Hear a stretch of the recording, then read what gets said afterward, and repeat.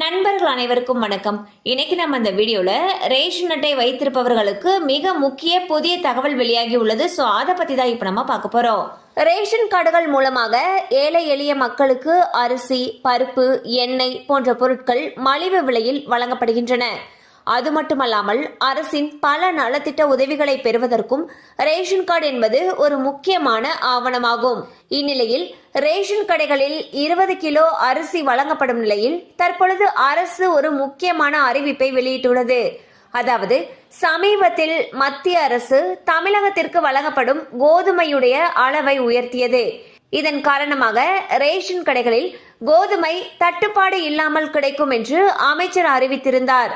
இந்நிலையில் தற்பொழுது அரிசிக்கு பதிலாக கோதுமையை இலவசமாக ரேஷன் கடைகளில் பெற்றுக்கொள்ளலாம் என்று அறிவிக்கப்பட்டுள்ளது. அதன்படி 20 கிலோ அரிசி வழங்கப்படும் நிலையில் மாநகராட்சி பகுதிகளில் அதற்கு பதிலாக 10 கிலோ கோதுமையும், பிற பகுதிகளில் 5 கிலோ கோதுமையும் பெற்றுக்கொள்ளலாம் என்று தெரிவிக்கப்பட்டுள்ளது. சோ பாத்தீங்கன்னா தமிழக அரசு ஒரு சூப்பரான அப்டேட் ஒன்று அறிவிச்சிருக்காங்க. அதுல என்ன சொல்லியிருக்காங்கன்னா, மத்திய அரசு வழங்கக்கூடிய கோதுமையுடைய அளவு அதிக அளவு உயர்த்தி இருக்காங்க. இதன் காரணமாக தமிழகத்துல கோதுமை தட்டுப்பாடு இல்லாம இருக்குன்னு சொல்லியிருக்காங்க.